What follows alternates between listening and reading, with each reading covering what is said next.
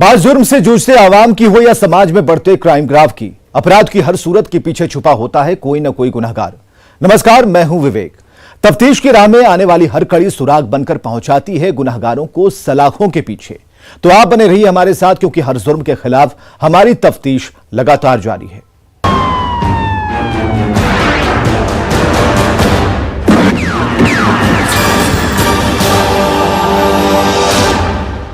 बिहार के किशनगंज से सटे पश्चिम बंगाल के पंतापाड़ा में बेखौफ अपराधियों ने थानाध्यक्ष अश्विनी कुमार की बेरहमी से हत्या कर दी, जिसके बाद पूरे पुलिस महकमे में हड़कंप मच गया। पश्चिम बंगाल की पुलिस पर कई सवाल खड़े हो रहे हैं। क्या है पूरा मामला, रिपोर्ट में देखिए।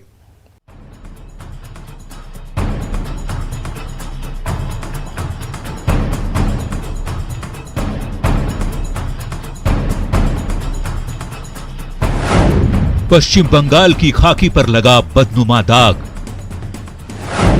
किशनगंज के थानाध्यक्ष की हत्या से हाहाकार। पंतापाड़ा में गुंडों ने पीट पीट कर ली जान। बिहार से सटे पश्चिम बंगाल की जमीन पर मौत के आगोश में औंधे मुंह धूल मिट्टी से सने वर्दी में पड़े ये बिहार के किशनगंज टाउन थाना के थानाध्यक्ष अश्विनी कुमार हैं, जिन्हें उत्तर दिनाजपुर के पंतापाड़ा में बेखौफ बदमाशों ने बेरहमी से पीट पीट कर उस वक्त मौत के घाट उतार दिया जब ये बाइक लूट के एक मामले में अपराधी को पकड़ने पंतापाड़ा पहुंचे थे। बताया जाता है कि थानाध्यक्ष अश्विनी कुमार अपनी टीम के साथ किशनगंज से सटे बंगाल के पंतापाड़ा में शुक्रवार देर रात चोरी के मामले में छापेमारी करने गए थे। उससे पहले शहीद अश्विनी कुमार ने संबंधित थाने को इस बाबत खबर भी की थी, लेकिन बंगाल पुलिस के मौकाए वारदात पर पहुंचने से पहले ही बंगाल के बेलगाम बदमाशों ने घेर कर उन पर हमला बोल दिया और बेरहमी से पीट पीट कर जमीन पर मौत की नींद सुला दी। बड़ा थाना में आए थे रेड करने के लिए। सूचना मिली थी, हमारा एक मोटरसाइकिल लूट हुई थी। मोटरसाइकिल लूट के अभियुक्त के छापेमारी के लिए आए थे वो पांजीपाड़ा में, जहाँ भीड़ द्वारा उनको मार दिया। भाई साहब के साथ में और भी थे हमारे भाई साहब, चूंकि थानाध्यक्ष थे तो स्वाभाविक सी बात है कि उनके साथ और भी फोर्स गए होंगे। उनके साथ और जो भी फोर्स गए थे वो सारे लोग एब्सेंट रह गए और हमारे भाई साहब की हत्या कर दी गई, मॉब लिंचिंग करके हत्या कर दी गई। जानकारी मिली कि उनको बेरहमी से ये करके मारा गया है। ऐसी स्थिति में अगर उनके साथ कोई रहता तो इस तरह की हादसा नहीं होती। दिल दहला देने वाली इस वारदात की खबर मिलते ही बिहार से लेकर पश्चिम बंगाल तक हड़कंप मच गया। सूचना मिलते ही वरीय पुलिस अधिकारी पूर्णिया आईजी सुरेश चौधरी और एसपी कुमार आशुतोष मौकाए वारदात पर जा पहुंचे। बारीकी से एक एक कर इस खौफनाक घटना को समझने की कोशिश की। आसपास के लोगों से भी पूछताछ की गई, लेकिन कोई कुछ बोलने को तैयार नहीं हुआ। आनन फानन में किशनगंज थाना प्रभारी का शव इस्लामपुर अस्पताल लाया गया, जहां पुलिस महकमे के सीनियर अधिकारियों की मौजूदगी में शव का पोस्टमार्टम हुआ, जिसके बाद वरीय अधिकारियों ने पार्थिव शरीर को सलामी दी। इस वारदात में पुलिस महकमे में खलबली मचा दी है। पश्चिम बंगाल की पुलिस को सवालों के कटघरे में लाकर खड़ा कर दिया है, जिसका जवाब देना बंगाल पुलिस को भारी पड़ रहा है। अभी हम मौजूद हैं बंगाल के पांजीपाड़ा में, जहां पे एक बड़ी घटना हुई है, जहां किशनगंज टाउन थाना के अधिकारी का हत्या कर दिया गया है। टाउन थाना अध्यक्ष की हत्या हुई है और यहाँ पे वो आए हुए थे। दरअसल मामला ऐसा है कि वो एक मोटरसाइकिल स्नैचिंग की वारदात हुई थी, जिसके जांच के लिए आए हुए थे, छापेमारी के लिए। उनके साथ ही में जो आदमी थे जिनको पहचान करना था, उनको भी साथ लाए थे। लेकिन यहाँ पे ऐसा है, जब वो पहुँचे तो सुनियोजित तरीके से कुछ लोगों के द्वारा ये उनका घेर दिया जाता है और मॉब लिंचिंग में उनकी हत्या कर दी जाती है। अभी इतना ही नहीं, बेखौफ अपराधियों ने किशनगंज पुलिस के इन्फॉर्मर को भी बंधक बना लिया था।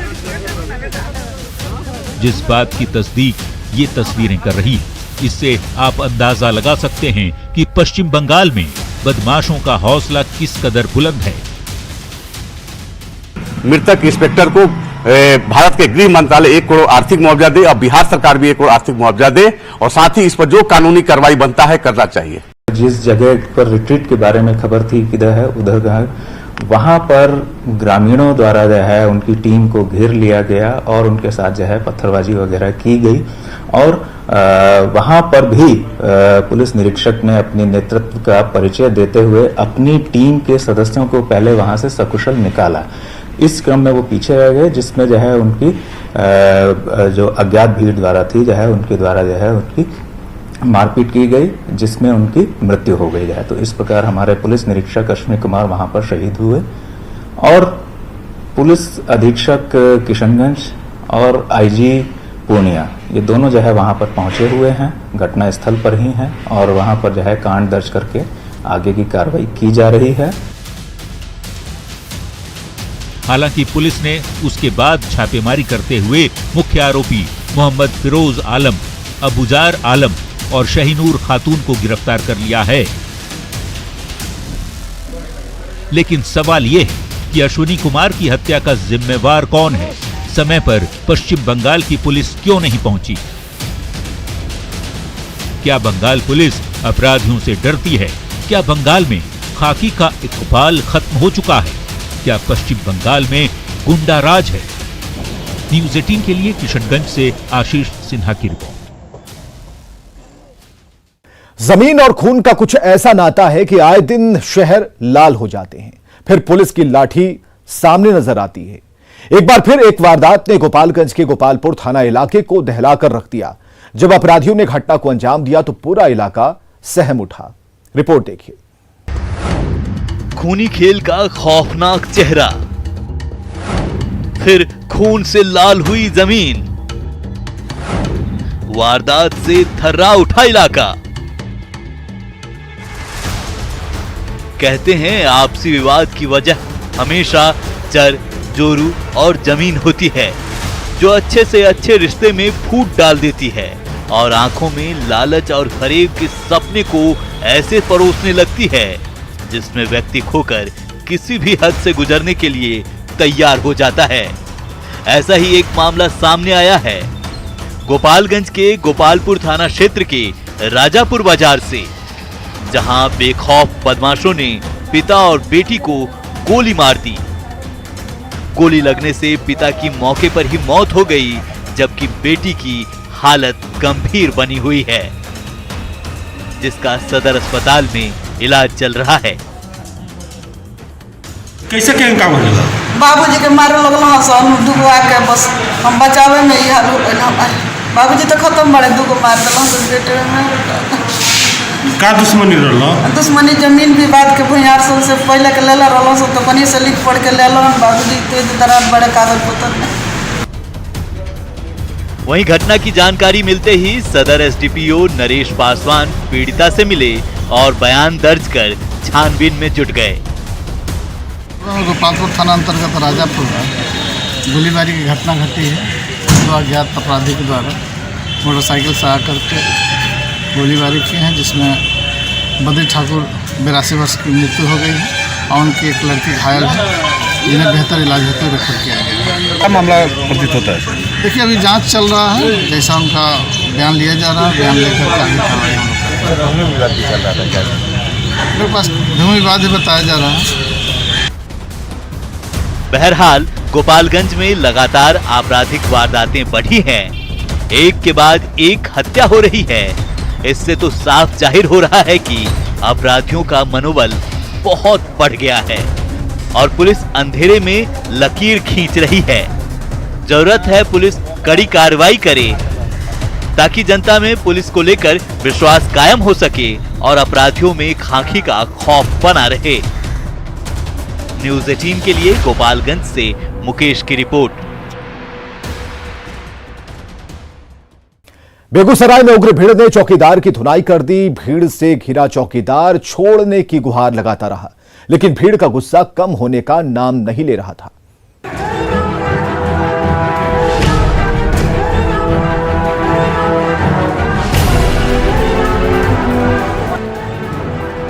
भीड़ में घिरे चौकीदार सीताराम पासवान पर घूसों की बरसात हो रही है। ये देखिए उग्र भीड़ ने कैसे चौकीदार सीताराम पासवान को घेर लिया है और उन पर एक के बाद एक ताबड़तोड़ घूंसे बरसाए जा रहे हैं। निरीह चौकीदार बार बार मिन्नतें कर रहा है, भीड़ से छोड़ने की गुहार लगा रहा है, लेकिन आग बबूला भीड़ पर खून सवार है। ये देखिए कैसे चौकीदार पासवान पर दनादन घूंसों की बौछार हो रही है। एक महिला के शव का पोस्टमार्टम कराने के लिए चौकीदार सीताराम पासवान मटिहानी से मृतक के परिजनों के साथ बेगूसराय सदर अस्पताल आए थे, जहां गुस्से से आग बबूला भीड़ ने निरीह चौकीदार को घेर लिया और सारा गुस्सा उन्हीं पर उतार दिया। इसी बीच भीड़ के चंगुल से छूटकर चौकीदार पासवान किसी तरह से बचते बचाते भागे और सीधे अस्पताल के अंदर ओपीडी के पास जाकर गिर गए। पिटाई से उनकी हालत इतनी बिगड़ गई थी कि फर्श पर गिरने के बाद वो बेहोश हो गए। परिजनों ने काफी मुश्किल से उन्हें उठाया। किसी का पोस्टमार्टम करवाने आए थे और जिसका ही पोस्टमार्टम करवा रहे थे उसके परिजनों ने इस पर हमला कर दिया। सर जी बहुत कस के मारा है, छाती पे पितर में सर जी मार के सुता दिया। देख लीजिए सर जी होश में नहीं। भीड़ की बेरहम पिटाई से चौकीदार पासवान की हालत इतनी खराब हो गई है कि वो पैरों पर खड़े भी नहीं हो पा रहे थे। परिजनों ने उन्हें उठाकर ओपीडी के बेड पर लिटाया। डॉक्टर और नर्स ने उनके स्वास्थ्य की जांच की। फिलहाल चौकीदार की हालत ठीक है। संतोष कुमार, न्यूज़ 18 बेगूसराय। वक्त तो चला एक छोटे से ब्रेक का, हम जल्द हाजिर होते हैं। ब्रेक के बाद आप देख रहे हैं तफ्तीश।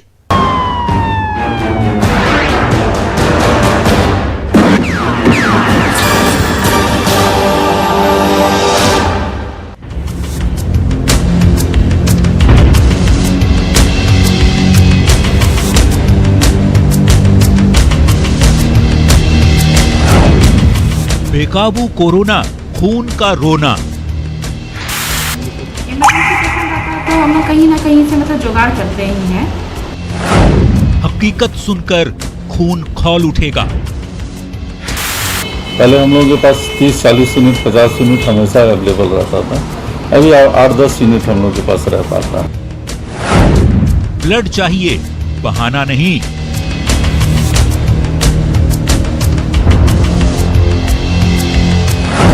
बीमार सिस्टम को ब्लड चढ़ाने की जरूरत।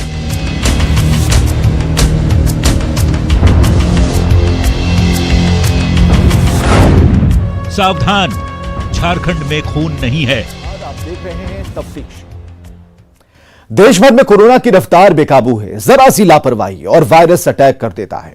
स्वास्थ्य महकमे को हर विषम परिस्थिति के लिए तैयार किया गया, लेकिन झारखंड के अस्पतालों में खून ही नहीं है। सूबे के सबसे बड़े अस्पताल रिम्स की पड़ताल देखिए।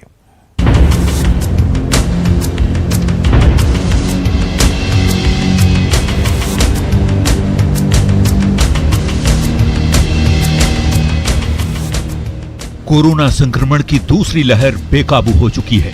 कोविड पॉजिटिव मरीजों की संख्या हर दिन डरा रही है। रोज देश में 1 लाख से ज्यादा कोरोना के केस आ रहे हैं और इन सब के बीच झारखंड में सरकारी ब्लड बैंकों में खून का संकट गहराता जा रहा है। लोगों को ब्लड के लिए खून का आंसू रोना पड़ रहा है। ये हाल सूबे के सबसे बड़े अस्पताल रिम्स का है, जहां ब्लड बैंक का काउंटर तो खुला है, लेकिन खून देने वाला कोई नहीं है। गोदी में नन्ही बेटी को लिए पतरातू की चांदनी के दिलों की धड़कन तेज है। रिम्स में चांदनी का बेटा जिंदगी की जंग लड़ रहा है और ब्लड बैंक के काउंटर पर चांदनी खून के लिए पसीना बहा रही है। पतरातू से थैलेसीमिया है, दोनों बच्चा है, 2 बेटा, एक बेटा एक बेटी है। दोनों पर? हाँ। तो कितना पर खून चाहता है? महीना में आ जाते हैं। था आज बोल रहे हैं कि 6.5 ग्राम में तो नहीं मिलेगा, तो मैम 6 ग्राम क्या होता है? 6.4। तो बोल रहे हैं कि मैम आएगी सुषमा मैम तो बात कर लेना उसे, वो वार्ड में है। चांदनी अकेली नहीं है जो ब्लड के लिए जूझ रही है। ये हैं बोकारो के प्रयाग। इनकी भाभी रिम्स में भर्ती है। बीमार भाभी के लिए खून की जरूरत है, लेकिन ब्लड बैंक का बहाना सुनेंगे तो खून खौल उठेगा। प्रयाग से कहा गया कि सेम ग्रुप का ब्लड मिलने पर ही खून मिल पाएगा। समस्या है जिसे मैं ब्लड देने के लिए डोनेट करने के लिए आया हूँ, तो जो डोनेट करते हैं तो फिर इन्होंने बताया कि वो सैंपल ब्लड सेम ही चाहिए, ये ब्लड मेरे पास नहीं है। तो हम बोले ठीक है, 1-2 दिन में व्यवस्था होगा तो हम दे दीजिए। तो इन्होंने देने के लिए एग्री नहीं होते हैं। मेरा ए पॉजिटिव है, ए पॉजिटिव है। नहीं, हम बोले कि 1-2 दिन में व्यवस्था हो तो दे दिया जाए या मेरा ले लिया जाए। मेरा ये भाभी एडमिट है। रिम्स में खून के लिए पुलिस वालों को भी दौड़ भाग करनी पड़ती है। देखिए, हवलदार कामेश्वर यादव ब्लड बैंक के काउंटर पर खून लेने के लिए इंतजार कर रहे हैं, लेकिन ब्लड बैंक के कारिंदे दूर दूर तक नजर नहीं आ रहे। बोले छोड़ दीजिए ना, दिक्कत बताइए ना, आप लोग नहीं बताइएगा तो कैसे आगे ठीक होगा? ना छोड़ दीजिए, आज भर छोड़ दीजिए, इसके बाद अगले दिन आइएगा तो बता देंगे। 1 घंटा बाद बुलाए थे, हम आए हैं 10-15 मिनट, 15 मिनट हुआ पहले, बस ये है। कैदी को लेके आए हैं हजारीबाग से। नहीं मिला, अभी तो कोई है ही नहीं है। कोविड-19 की दूसरी लहर बेहद खतरनाक है, क्योंकि इस बार लोग ज्यादा ही लापरवाह हो गए हैं और यही स्थिति रिम्स में भी देखने को मिल रही है। रिम्स में हर दिन 100 यूनिट के करीब रक्त की जरूरत होती है, लेकिन स्टॉक में सिर्फ 90 यूनिट बचा है। नेगेटिव ग्रुप का ब्लड भी खत्म हो चुका है। सदर अस्पताल के ब्लड बैंक की भी यही स्थिति है, जबकि खून की कमी से किसी की भी जान जा सकती है। हालांकि रिम्स का जूनियर डॉक्टर एसोसिएशन लगातार ब्लड डोनेशन कैंप चला रहा है और लोगों से अपील की जा रही है कि रक्तदान करें। देखिए, हमारा जो टारगेट रखा हुआ, टारगेट तो हम चाहते 100 से पार ही हो, अभी 50 के तक हो चुके हैं। हमारा भी मेन मकसद ये था कि कोरोना का दूसरा पीक आ चुका है। ऐसे समय मोटे क्या है, रिम्स में जो मरीजों की भीड़ है वो वैसे बना रहता है और बढ़ जाता है, लेकिन परिजन सही टाइम पे नहीं आ पाते हैं। तो हम ये नहीं चाहते कि मरीजों को किस टाइप का तकलीफ हो, नुकसान हो, इसीलिए हम ये ब्लड डोनेशन कैंप अभी आयोजन करा रहे हैं। और ये जो ब्लड है ये रिम्स में ही रहेगा और रिम्स के जरूरतमंद को, रिम्स में जो आएंगे उन्हीं जरूरतमंदों को दिया जाएंगे। जूनियर डॉक्टर इसलिए आ गया है बिकॉज अभी कोरोना का जो है वो सेकेंड पीक, अभी बहुत ज़्यादा पेशेंट्स आ रहे हैं कोविड के, सेकेंड पीक स्टार्ट हो गया है और कोविड के बहुत सारे पेशेंट्स को ब्लड की ज़रूरत है, लेकिन जो अटेंडेंट्स है वो जल्दी से इंतज़ाम नहीं कर पा रहे हैं ब्लड का, और ब्लड बैंक में बहुत शॉर्टेज हो रहा है। तो हम लोग ने ये कैंप रखा है जिसकी वजह से हम अपना शॉर्टेज कम कर सकें और दूसरा कोविड पेशेंट्स को ज़्यादा से ज़्यादा हेल्प कर सकें। मैडम, आपकी भी बात मान लें, डॉक्टर साहब आपकी भी बात मान ली जाए, लेकिन जो पोशीदा सच्चाई है उससे मुंह कैसे फेरा जा सकता है? सिस्टम से हम सवाल पूछेंगे, सिस्टम का इलाज आप क्यों नहीं करते? न्यूज़ 18 के लिए रांची से उपेंद्र कुमार की रिपोर्ट। झारखंड की राजधानी रांची में खून की कमी है और इसका यह मतलब नहीं कि दूसरे शहरों में आपको ब्लड मिल जाएगा। झारखंड में शहर शहर खून को लेकर त्राहिमाम है।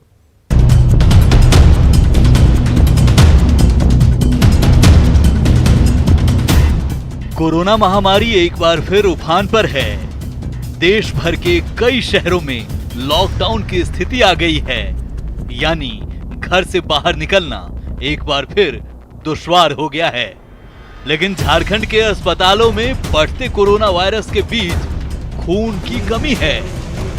शहर शहर ब्लड बैंक ने हाथ खड़े कर दिए हैं। कई शहर के ब्लड बैंक ने बोर्ड लगाकर लिख दिया है कि खून नहीं है।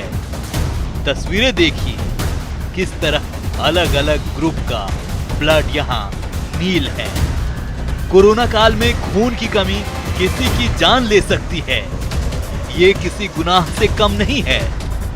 लेकिन झारखंड की उपराजधानी दुमका में बड़े ठसक से बताया जा रहा है कि खून की घोर कमी है।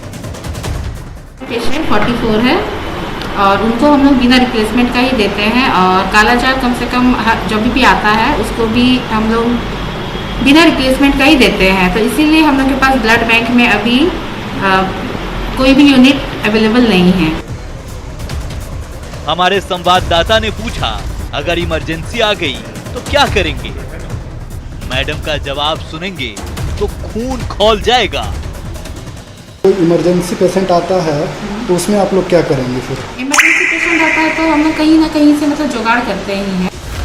कोई मरीज मर रहा होगा और दुमका का ब्लड बैंक खून का जुगाड़ कर रहा होगा। सोचिए कितनी खौफनाक स्थिति होगी। अब देवघर के प्रदीप को ही देखिए, इन्हें रांची में खून नहीं मिला। घर लौटे, देवघर आए, परिजनों से मिन्नत की, तब जाकर खून मिला, मरीज की जान बची। नेगेटिव नहीं रहने के कारण से तो हमने अपना रिश्तेदार से डोनर बुलवाए, उसके बाद डोनेट करवाए, तब मिला ब्लड हमको। खून की कमी पर देवघर ब्लड बैंक के प्रभारी कई बहाना बना रहे हैं। कोविड की दुहाई दे रहे हैं, थैलेसीमिया और एनीमिया को कोस रहे हैं, शहर के भौगोलिक परिवेश पर भी खिन्न हैं। जैसे कि ये पूरे संथाल परगना का ब्लड बैंक देवघर, काफ़ी इस पे लोड ज़्यादा है, तो यहाँ पे पेरीफेरी से भी लोग आते हैं, अदर डिस्ट्रिक्ट से भी और बिहार से। दूसरा कारण ये है कि यहाँ पे थैलेसीमिया का मरीज बहुत ज़्यादा है, तो चाहे वो बिहार के हों चाहे अदर डिस्ट्रिक्ट के हों, चाहे तो थैलेसीमिया में तो मुझे अनकंडीशनली ब्लड देना है, तो समय समय पे शिविर लगती है, ब्लड कलेक्शन होता है, लेकिन वो तुरंत शॉर्ट आउट हो जाता है। तीसरा कारण ये है कि कोरोना के चलते ब्लड डोनेशन कैंप अभी जो रहता है, लोगों में उतनी रुचि विधि के लिए स्वैच्छिक रक्तदान करने में लोग भी नहीं आ रहे। दीपक जी, आपको पता होना चाहिए, ब्लड बैंक बनाया ही इसीलिए गया है ताकि मुश्किल घड़ी में लोगों को खून मिल सके। हजारीबाग ब्लड बैंक की हालत भी हूबहू ऐसी ही है। जहां 50 यूनिट ब्लड हुआ करता था, वहां आजकल 8 से 10 यूनिट ही ब्लड रहता है। यहां भी बहाना कोरोना ही है। लेकिन जो मास स्केल में होता था, पहले हम लोगों के पास 30-40 यूनिट 50 यूनिट हमेशा अवेलेबल रहता था। अभी 8-10 यूनिट हम लोग के पास रह पाता है, तो थोड़ी दिक्कतें तो बहुत ज़्यादा हो रही है। वाह रे सिस्टम के खैवनहार। ऐसे ब्लड बैंकों की क्या जरूरत जो खुद बीमार है। दुमका से नितेश, देवघर से मनीष दुबे और हजारीबाग से सौरभ अनुराग की रिपोर्ट, न्यूज़ 18।